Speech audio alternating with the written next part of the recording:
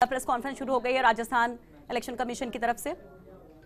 संसदीय क्षेत्रों के चुनाव होंगे और 5वें चरण में 12 संसदीय क्षेत्रों के चुनाव होंगे।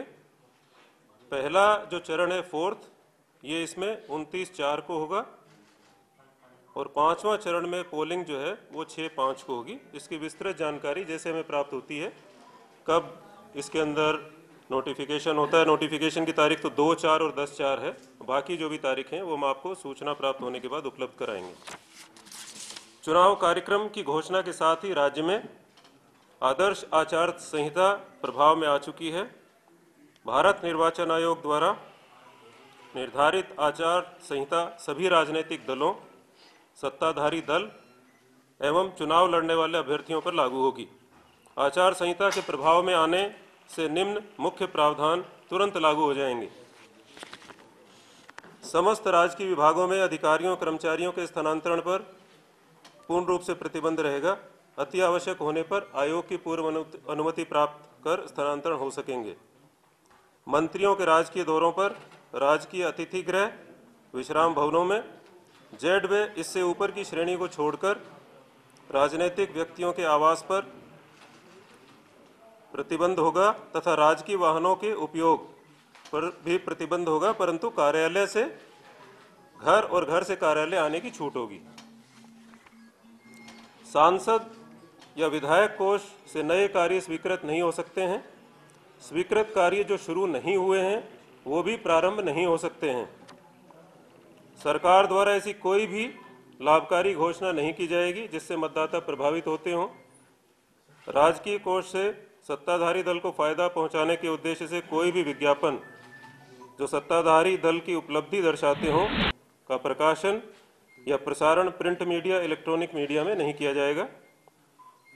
इसी प्रकार जो होर्डिंग है जो कि उपलब्धियां बताते हैं वो भी नहीं लगाए जा सकते हैं। इसी प्रकार जो वेबसाइट है सरकारी, वहां से मंत्रियों और राजनीतिक व्यक्तियों अथवा दलों के संदर्भ फोटो आदि यदि हैं तो उनको भी हटाना होगा। राज्य सरकार सार्वजनिक भवनों में प्रधानमंत्री, मुख्यमंत्री, मंत्रीगण एवं राजनीतिक व्यक्तियों, इसमें माननीय राष्ट्रपति, राज्यपाल, अतीत के विख्यात ऐतिहासिक पुरुषों, कवियों एवं राष्ट्रीय नेताओं को छोड़कर के फोटोग्राफ नहीं लगाए जा सकते हैं। इसी प्रकार अगर कहीं पर कोई सभा की अनुमति या जुलूस की अनुमति लेनी होती है तो उसकी पूरी जो है पूर्वानुमति लेनी होगी और रात्रि 10 बजे से सुबह 6 बजे के बीच में लाउडस्पीकर इस्तेमाल नहीं किया जा सकता है। इसी प्रकार कोई भी योजना का शिलान्यास या उद्घाटन जो है वो भी नहीं किया जा सकता है। जैसा पहले भी आपको बताया गया था प्रेस नोट में, जो हमारी मतदाता सूची जो दिसंबर में हमने ड्राफ्ट पब्लिकेशन किया था और 22 फरवरी को जो फाइनल हुई थी हमारी मतदाता सूची, उसमें टोटल जो है हमारे पास 4,86,03,329 मतदाता हैं। इसमें सर्विस वोटर्स भी इंक्लूडेड हैं। इसकी सूचना हम अलग से आपको प्रेस नोट जो देंगे उसके अंदर आपको डिटेल हम दे देंगे। जो पिछले जो चुनाव हुए थे हमारे विधानसभा के, उसके अंदर हमारे यहाँ पर 51,965 पोलिंग बूथ थे, जिसके अंदर हमारे जो ऑक्सिलरी पोलिंग बूथ हैं वो भी शामिल थे।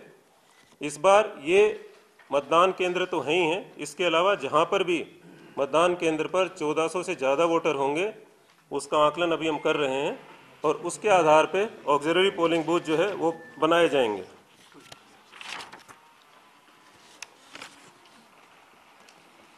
पिछली विधानसभा की तरह ही सभी मतदान केंद्रों पर ईवीएम मशीन के साथ साथ वीवीपैट का इस्तेमाल भी किया जाएगा।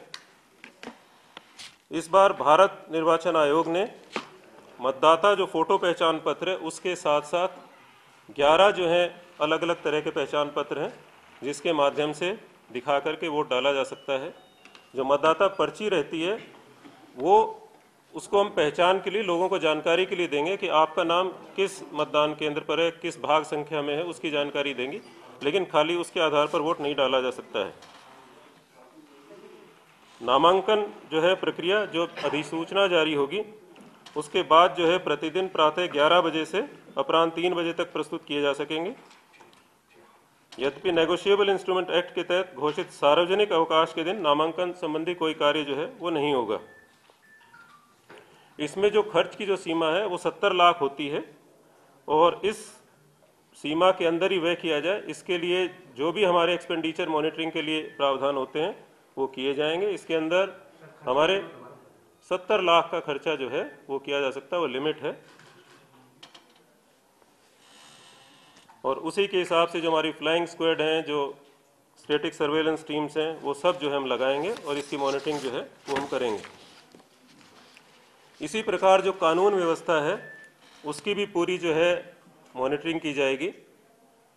अभी हमें जो है शुरू के अंदर कुछ पैरामिलिट्री फोर्स मिलेगी, उसके आधार पर हम जो है, जो हम समझते हैं कि जहां पर इनकी बहुत ही आवश्यकता है, जो हम क्रिटिकल मानते हैं, वहां पे इनको डिप्लॉय किया जाएगा।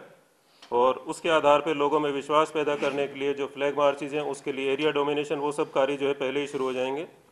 इसके अलावा सेक्टर ऑफिसर्स जो है वो वल्नरेबिलिटी मैपिंग करेंगे, वो इलाके का दौरा करेंगे, संबंधित थानेदारों के साथ भी चर्चा करेंगे और ऐसे मतदान केंद्रों का चिन्हीकरण करेंगे जो कि क्रिटिकल की श्रेणी में आते हैं। और इसी तरह से हथियार जमा कराने का कार्य और जो नॉन अवेलेबल वारंट्स हैं उनके अंदर भी जो है कार्रवाई जो है काफ़ी तेज़ी से अब होगी।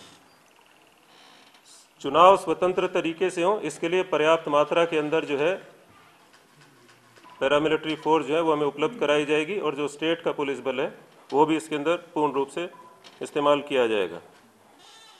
इसके अलावा जो स्वीप का जो हमारा कार्यक्रम है वो भी पूरा जारी रहेगा।